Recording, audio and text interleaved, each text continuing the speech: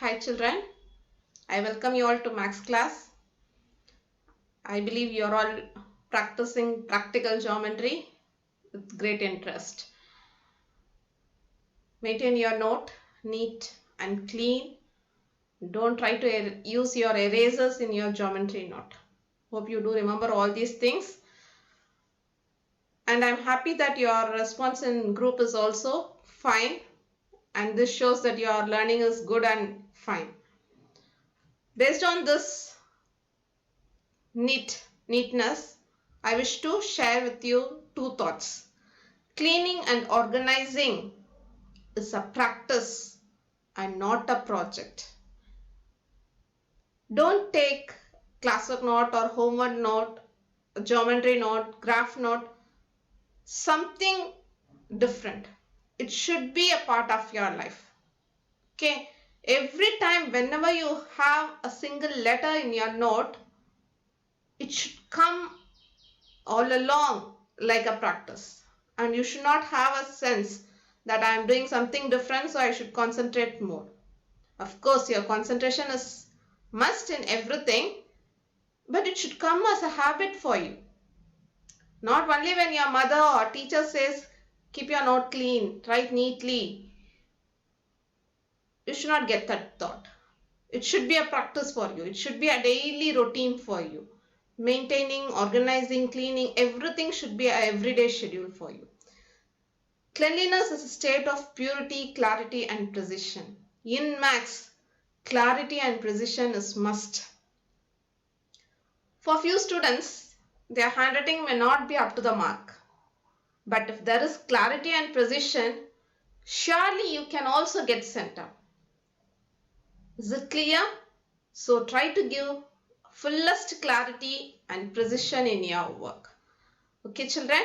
And we have been discussing with the chapter Practical Geometry, where we were constructing quadrilaterals.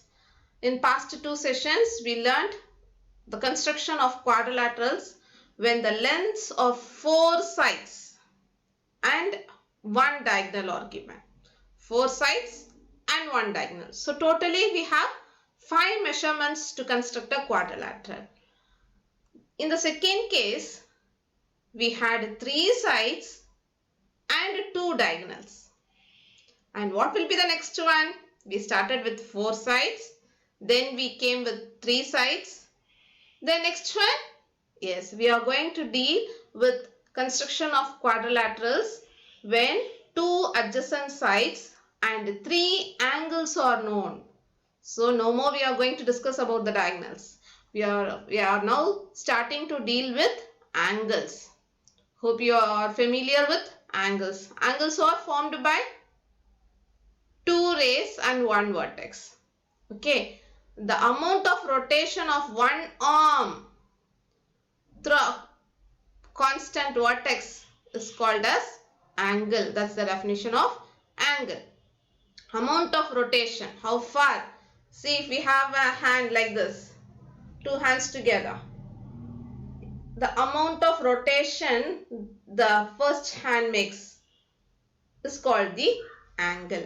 And we can analyze these angles in everywhere, in blooming of flowers, in tables, chairs, walls, everywhere lines and angles are there. Okay.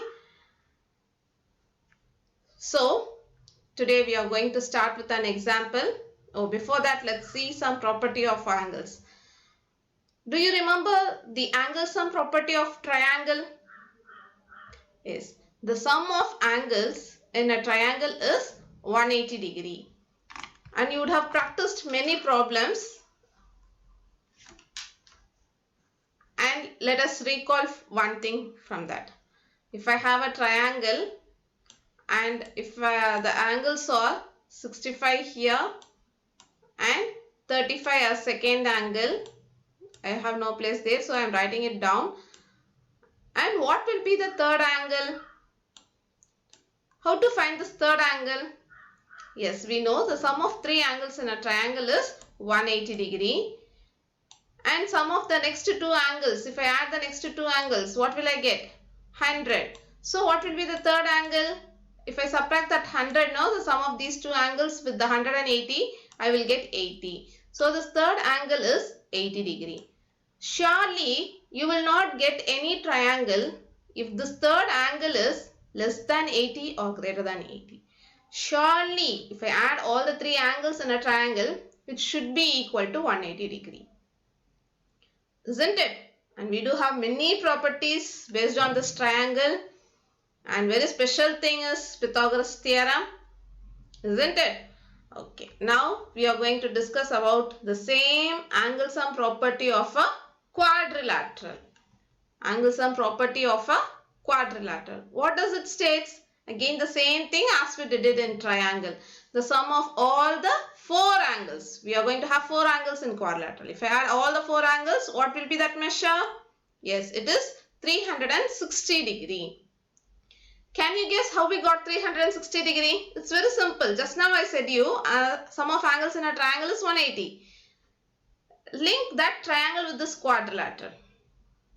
Yes, we have two triangles in a quadrilateral. If the sum of angles is one triangle is 180, similarly in another triangle also we have the sum of angles to be 180 degree. So all the angles together, if I add all the angles, all the four angles, surely I will get 360. Is it clear? So let's have one more example as we had it in triangle. Here they have given us three angles. Can you guess what will be the fourth angle now? We know all the sum of all the four angles is 360. What will be this remaining one? Yes, we have to add all these three things. Add it up, come on. You are going to give me the answer. Add it up. Then subtract it from 360. It's very simple addition and simple subtraction. You can do it faster too. Okay, let's check the answer. It is x is equal to 360 minus. Every place you have to have degree symbol, my dear children. Though I have not written, you are supposed to write degree symbol everywhere. 360 degree minus 300. If I add all these three numbers now, I get 300. If I subtract, I get 60 degree. So what is the measure of that x degree? It is 60 degree and it is the fourth angle of this quadrilateral. Is it clear? Okay, now why I am teaching all these things? Yes, we do have some discussion based on this angles. Okay. Now we are going to construct a quadrilateral MIST where MI is equal to 3.5 centimeter, IS, all these things. And this is an example sum from your text. Now draw the rough diagram. Here the rough diagram given in the text is of this form. But it is not mandatory that you should draw the same diagram. Don't just copy. You can have your own rough diagram like this. MI, as usual, we used to start with the horizontal line, no? MI as the baseline. Then you have I angle, then S, then T. You can have a quadrilateral of this shape also. Okay, where MI is 3.5 centimeter, I is equal to angle 105. I is 105. Be careful while you mark the angles. Don't get confused with both these diagrams. Copy one. That's enough. Okay. Ma'am, here the angle is somewhere. Here it is somewhere. Don't get confused by looking at both these things. Try to understand the way you understand. Okay. MI is 3.5. Angle M is 75 degree. Angle M. Here it is 75 degree. Then what is left over? Angle S is 120 degree. That I am marking here. Is it clear? Now get ready to construct the quadrilateral. Here all the given measurements are written and a rough diagram is there where all the measurements are marked. MI is 3.5, IS is 6.5 and all the three angles are marked. Now I am going to start with base. MI is equal to 3.5 centimeter. You can also start constructing this quadrilateral with base IS is equal to 6.5 centimeter. Can we start constructing with base ST? No, we don't have the measurement of this, so we cannot start it. So I started with MI is equal to 3.5 centimeter. The next thing that I am going to do is construct a angle 75 degree. Here I keep the protractor here at the point M. See that this baseline of this protractor coincides with the line segment MI. Then this line segment coincides with the inner circle 0. So from here I should measure 75, 0, 10, 20, 30, 40, 50, 60, 70, 75.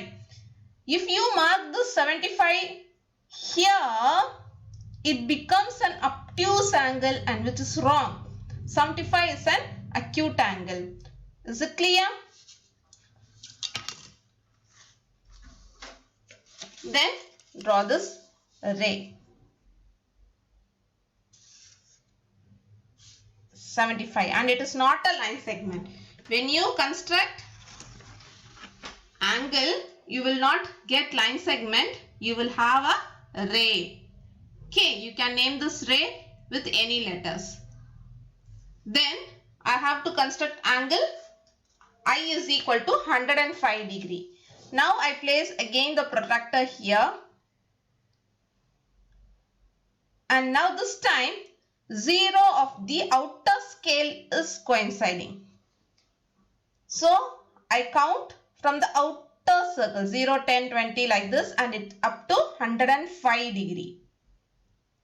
I placed a point, then I draw a ray.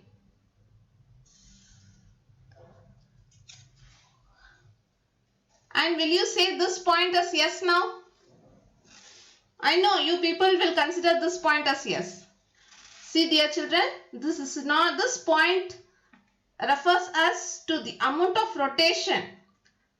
If this protractor, what I am using is the company of alpha. If you use another company protractor and this size may be bigger, then this point will be in the same line but somewhere top or somewhere below this if I have a small protractor. And this measurement that we take from the protractor gives us the amount of rotation and not the measure of the line segment. So you should not consider the point that we mark using protractor as the fixed point we have it in the rough diagram. And make it sure this is not T and this is not S. How will I get S? Yes, this S is at 6.5 centimeter away from I. From I, it should be 6.5 centimeter. Now check whether the point that I marked using protractor is 6.5 centimeter away. No, it is just 5.1 centimeter away. And if I consider this as yes, it is absolutely wrong, absurd wrong. Is it clear? So I use compass to measure 6.5 centimeter as it is given in the question, and with I as center and radius 6.5 centimeter, I draw an arc to cut this ray at yes, at the point yes. Now I obtained the point S. MIS. How to get T now? Do they have given any measurement from S how far it is going to be, or from M? No, they have not given any line segment measurement. Instead, they have given us an angle 120 degree at the point S. Now, at point S, I should place the protractor. If I place like this, do the baseline coincide with any of the line segment, any of the ray of this diagram? No. So, make it sure the baseline coincide with the line SI, because this angle is from SI to ST, 100T, IST. Is it clear? So, from the outer circle, I have to measure 120 degree. So, it is here.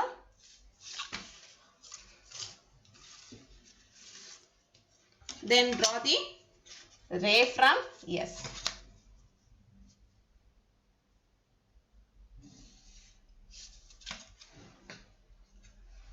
So, these two rays meet at a point and this point is named as T. Now mark all the measurements that we did now. 75, 105,